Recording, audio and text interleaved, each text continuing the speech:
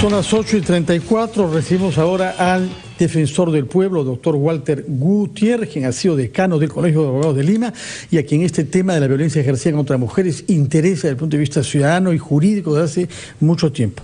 Y sobre todo, porque usted ha presentado ya hace varios meses un informe que nos trae cifras que son demoledoras en el sentido de que está aumentando el número de los casos, por lo menos registrados.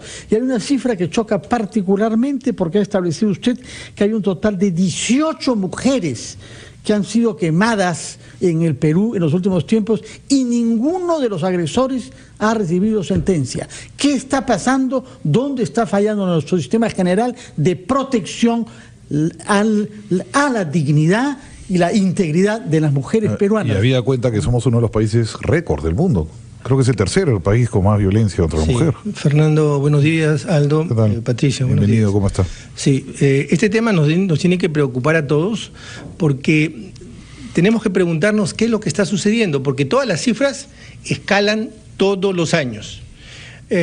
Yo quisiera señalar dos situaciones para compartir con ustedes esta mirada, este análisis. Mire, el Ministerio de la Mujer existe hace 22 años. El 2015, el presupuesto del Ministerio de la Mujer era más o menos 350 millones. Hoy son 450 millones.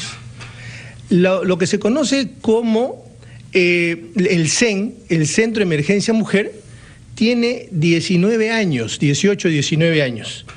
Y el costo de los casi 300 CEN son 120 millones de soles. En 10 años, si hablamos, digamos, de soles constantes, se ha gastado 1.200 millones. En los casi 20 años, 2.000 y pico de millones. El fenómeno ni siquiera se ha estancado. Entonces, la pregunta es, ¿qué nos hace suponer? Esta es la primera pregunta que me hago. ¿Qué nos hace suponer que haciendo lo mismo, con los mismos modelos institucionales, si estamos viendo que no cambian las cosas, ¿qué nos hace creer que las cosas van a cambiar? Entonces, el primer tema de fondo es que tenemos que saber qué está pasando, por qué está pasando, cuáles son los errores que estamos cometiendo, porque aquí hay políticas fallidas, evidentemente. Este es el primer tema y el espacio que se ha creado tenemos que aprovecharlo. ¿Cuál es el espacio que se ha creado? Que el presidente de la República ha creado o ha planteado una comisión especial. Es verdad que se han creado otras y podemos discutir y podemos señalar que ya han habido esas instancias, pero aquí de lo que se trata es de aprovechar ese espacio y creo que ese es el espacio en el que hay que analizar qué no está funcionando en el Poder Judicial o en todo el sistema de justicia, en la Policía Nacional, en el Ministerio. Si no quieres arreglar un problema, crea una comisión. Sí, pero justamente no debemos dejar que esa comisión sea una comisión más. No podemos sumarnos a esa situación. Y por eso es que yo les traigo un tema concreto. Y permítame un segundo punto, muy brevemente, un segundo punto. Creo que hay un serio problema en el sistema de justicia, porque el patrón machista no está solo alojado en los machistas.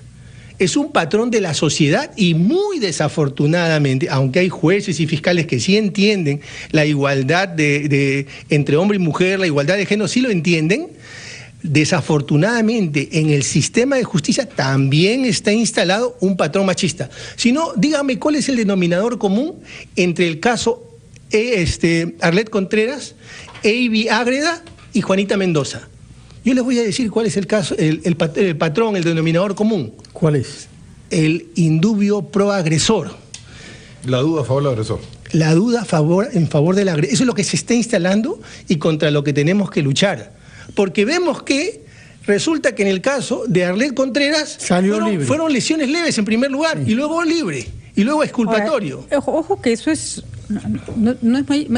parte de una sociedad patriarcal. Lo veníamos conversando con la jueza que es encargada de toda la política de género dentro del Poder Judicial, una mujer bastante articulada, Elvia Barrios, si no me equivoco. Además muy comprometida. Y con mucho conocimiento sobre el tema. Y lo que pasa, doctor Gutiérrez, es que lo que tenemos es una sociedad patriarcal en la que ni hombres y mujeres ni siquiera reconocen los signos de dominación de los hombres en la sociedad. Y eso no solo afecta a las mujeres, afecta, por ejemplo, también a los niños, a los más débiles. Por ejemplo, hombres que sienten que tienen deber o que tienen poder sobre el cuerpo de los niños. ¿Cuánto ha costado que se defienda al niño violado en una escuela antes de que se preserve el trabajo del profesor. El caso del sodalicismo es el más claro. Cuando hay una agresión contra un débil, se protege al fuerte. Y en el caso, a mí me espanta porque yo estoy segura que todos esos jueces que hacen estas sentencias en que son claramente machistas no son capaces de identificarlo, no lo hacen por maldad, no son capaces de identificar que detrás de eso hay un patrón machista. Sí, ¿no? el punto aquí, y es desesperante. Sí, el punto de aquí es que nosotros estamos divorciados, el derecho peruano es demasiado formalista, es un derecho a veces de pizarra, está divorciado con la realidad. El hecho de que Eyvi Ágreda fallezca luego de 38 días de agonía y se diga no, eso puede ser en el mejor de los casos intento de feminicidio. En el derecho anglosajón eso no sucede. Porque ¿acaso Eyvi Ágreda estuvo en esa condición por su negligencia? ¿Porque ella cometió alguna irresponsabilidad? No, fue el delincuente la que la puso en esa condición. En consecuencia, la muerte es producto de los actos realizados por este delincuente. Además hay que decir una cosa, que la mujer haya sobrevivido 21 días es un milagro. Sí. Una persona con el 80% del cuerpo quemado es una condena de muerte. No hay manera de que sobreviva. Sí, Patricia, ¿no? Pero el punto al que me quiero referir es que en digamos, esta vorágine de formalismos jurídicos dicen, no, lo que pasa es que no han muerto como consecuencia directa de los actos, por favor. Sino por una infección. Sino por una infección generalizada. 80%, a eso me refiero. 80% del cuerpo quemado. Por eso, Patricia, a eso me refiero cuando digo, no hay mucho más estamos lastrados por un formalismo jurídico y por una mirada machista del derecho. ¿Qué es lo que hay que cambiar? Eso es falta de sentido común. Es que el derecho no es otra cosa que la positivización del sentido común. Estamos divorciados del sentido común. Totalmente. ¿Qué es lo que hay que cambiar? ¿Textos normativos o la práctica no judicial? Es necesario. Gran parte, probablemente haya que dar algunas normas, pero gran parte de las normas ya están dadas, Fernando. Aquí de lo que se trata es que los jueces empiecen a construir interpretaciones al hilo de lo que ya ciertos estándares internacionales han sancionado. ¿Por qué no está hecho eso ya, puesto que ustedes mismos están elogiando a la persona que es responsable en el Poder Judicial del tema mujer? Bueno, ¿por qué es que no se ha impregnado ya? Que eso es un tema gravísimo en el que hay que actuar judicialmente con severidad y rapidez. Es que quienes están en esta batalla, desafortunadamente, somos minoría. Porque mire, hay espacios, incluso privados, donde esto tiene que darse. En los centros comerciales, en las universidades, en las clínicas, en los gimnasios.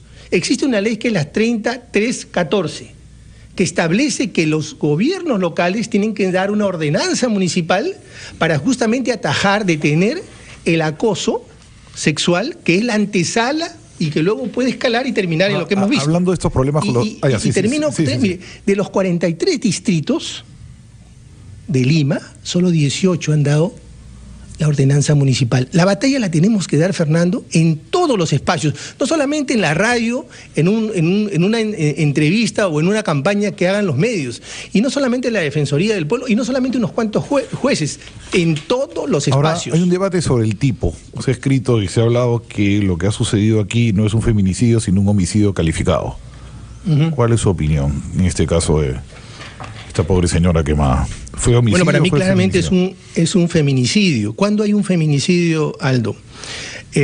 Cuando estamos hablando de un contexto de violencia, cuando hay un desprecio enorme por la vida y porque además por la condición de mujer, porque alguna vez tú has visto a un otro hombre que jale de los pelos y lo arrastre a otro hombre, eso podrá suceder insular ocasionalmente. ¿Alguna vez has visto que recurrentemente se le eche fuego a un hombre, se le eche gasolina y se le prenda fuego? No.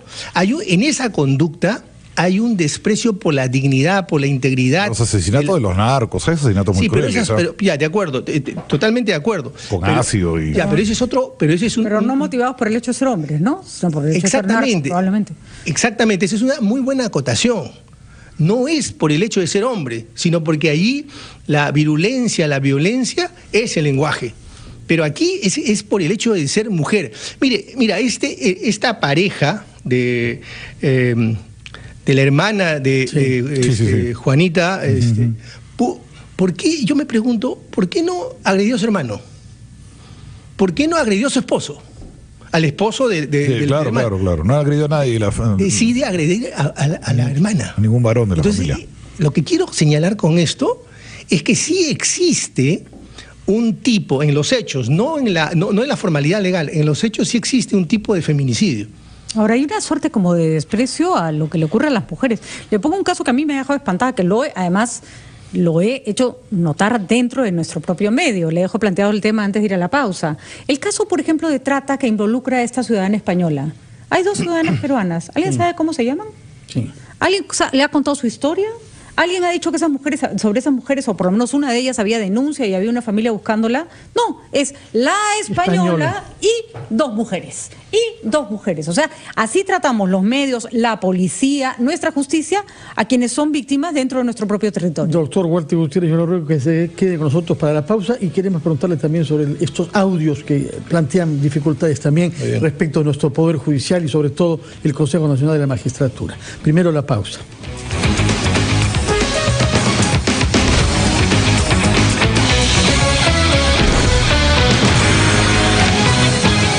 Pregunta sobre la invisibilización de las mujeres en ciertos casos. Está pensando en esta secta de Satipo, donde se habló que había una española, pero se habló muy poco. De las 2 chicas peruanas. Como si las peruanas no fueran víctimas, ¿no? O sea, era como que fueran sus acompañantes y la única víctima era la española, cuando de la familia. Las víctimas peruanas son las 3. Así es. Y además sobre una de ellas había denuncia, búsqueda, todo igual, ¿no? A las que por supuesto no le habían hecho ningún caso, ¿no?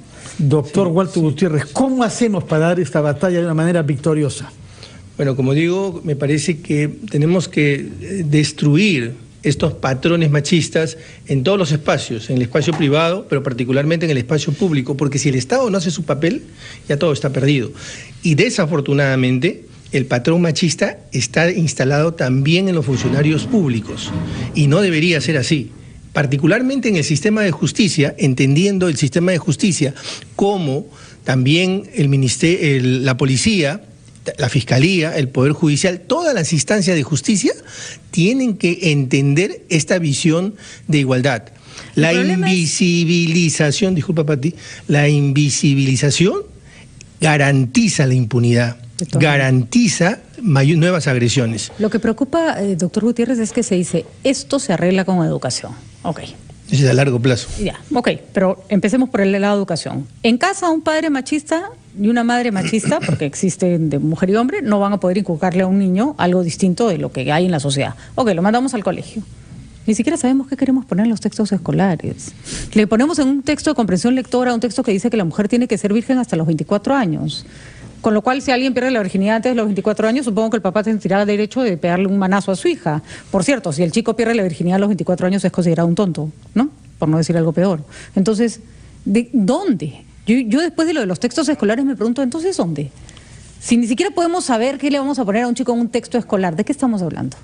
Sí, claro, definitivamente esta guerra se gana o se pierde en las aulas universitarias, y el insumo, que son los textos, o los actores principales, que son los profesores, tienen que estar muy esclarecidos, muy claros en este tema. A mí me ha preocupado mucho que se diga, por ejemplo, que estos textos en realidad hay una cierta duda, no he visto firmeza, porque estos textos objetivamente son tóxicos, objetivamente están mal. Es como si dijéramos, hemos encontrado medicinas Bamba o medicinas vencidas, pero bueno, la vamos a sacar luego. No, señor, usted la tiene que sacar en este momento, y tenemos que revisar todo el lote de medicinas, como tenemos que revisar todos los textos escolares. La Defensoría ya ha pedido los textos, porque así cueste mucho trabajo, vamos a revisar todos los textos.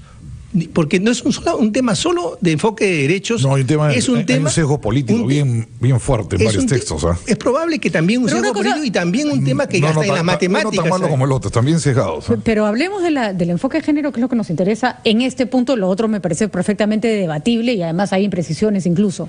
Pero poner textos para el debate que refuerzan patrones machistas es un absurdo. Además, ¿no? textos que lindan en el absurdo. En el absurdo. Si fueran pues una posición que tú dices, bueno, la respeto, ¿no? Pero no son textos solventes desde el punto de vista. Bueno, ya no estoy de acuerdo, pero está bien escrito, ¿no? Exactamente. ¿No? Ahora, señor defensor del pueblo, usted mencionó que esta guerra se ganará en las aulas universitarias, en los espacios en el de mediano largo plazo intelectual. Los estudiantes se quejan justamente de que no hay protocolos claros sobre el trato a las mujeres en los campus universitarios. ¿Faltan protocolos?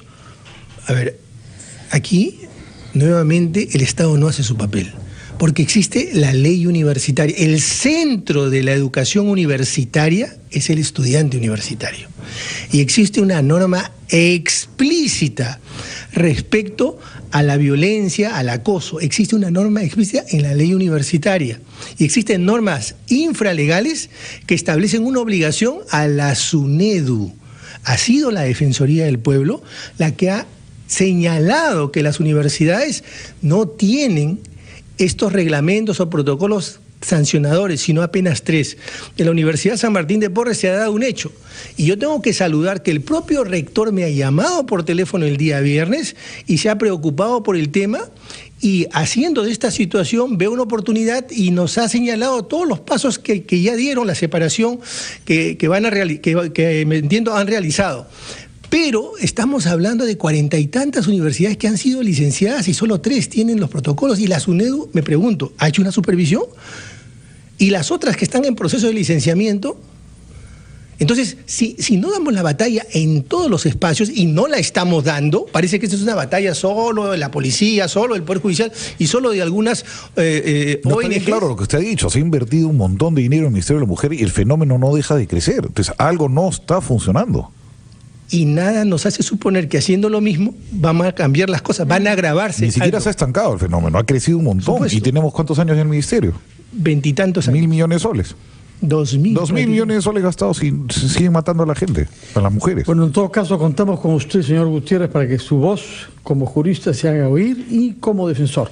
El otro tema que es importante de actualidad es la difusión de estos audios en donde se escucha a magistrados y miembros del Consejo Nacional de la Magistratura preparando justamente sentencias indulgentes, una de ellas sobre una adolescente violada. Hay jueces que negocian y que vuelven esto. Niña, 11 años. 11 años. Con unas preguntas. Estamos ante un problema tanto más grave que todo esto concierne también al presidente del OMPE, a menos de 3 meses de las elecciones municipales y regionales. A quien investiga además este Consejo Nacional de la Magistratura, que ya es como para echarnos a llorar, ¿no? Un pronunciamiento, ¿no? En la sala plena. Hoy se reúne la sala plena. ¿Qué orientación general puede dar usted a los ciudadanos para que no pierdan del todo la fe en nuestras instituciones judiciales, señor Gutiérrez? Primero, una línea de base. Aquí esto es indignante y muy preocupante. Primero, porque estamos hablando de una organización de estatus constitucional.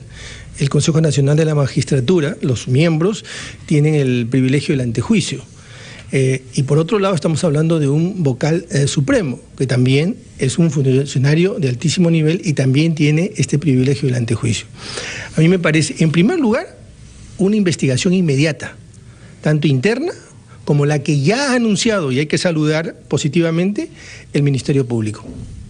Es verdad que el Ministerio Público no puede hacer una investigación subjetiva, indicando tal o cual funcionario es el responsable y lo voy a investigar, pero va a ser lo que se denomina una investigación preliminar, para ver si hay objetivamente hechos delictivos y a partir de ahí ver si es que se pide el levantamiento del privilegio. ¿Qué hacemos con el problema de fondo del Consejo Nacional de la Magistratura? Porque nunca ha funcionado. La época de Velasco, ¿se acuerda? Cambiaron en el Consejo Nacional de Justicia, luego lo cambiaron en la época de Belaúnde, y después con Fujimori, ahora con... la última vez que fue con Toledo, me parece. Sí. Y siempre se terminan repitiendo estos problemas.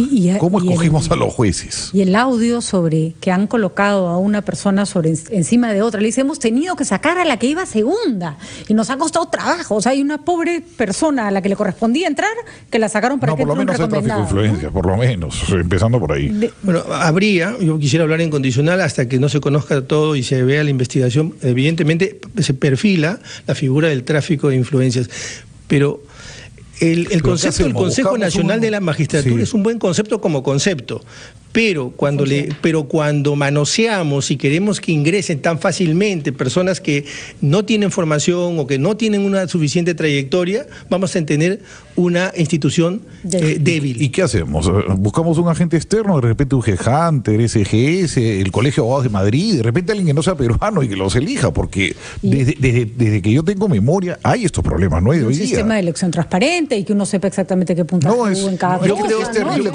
siempre ha habido problemas. Claro, primero no tenemos que tener miedo respecto de los requisitos, porque aquí nuevamente sobre el equivocado concepto de igualdad, todos podemos ingresar.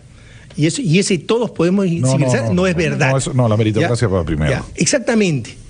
El referéndum no es criterio de verdad, es meritocracia, como acaba de señalar Aldo, en primer término. En segundo lugar, creo que regresamos a una falencia muy grave que tenemos a nivel de Congreso. Un Senado ayudaría mucho a esto. Un Senado... Pero también pasaban en la época de Belaúnde un montón de problemas. Sí, pero... Siempre, y en la época de Lapra se acuerda, el primer gobierno fue peor.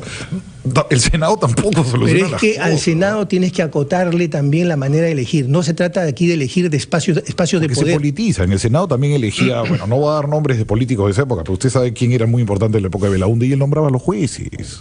Sí, pero en ese momento no existía. Me refiero, ¿no? Aldo, pero te estás confundiendo porque en ese momento no existía Consejo Nacional de la Magistratura.